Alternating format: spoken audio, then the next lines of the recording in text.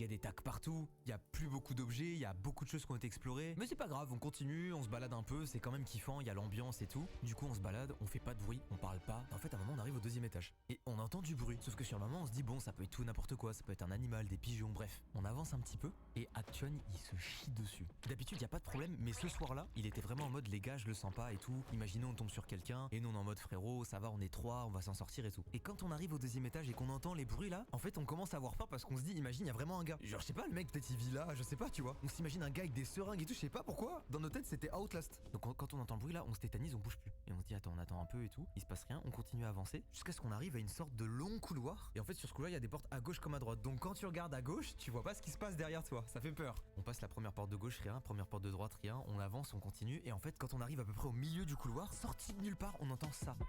On entend ça dans une pièce à côté de nous. Et après ça, plus un bruit. Écoutez-moi bien, je pense qu'on a battu un record de vitesse pour sortir d'un immeuble en étant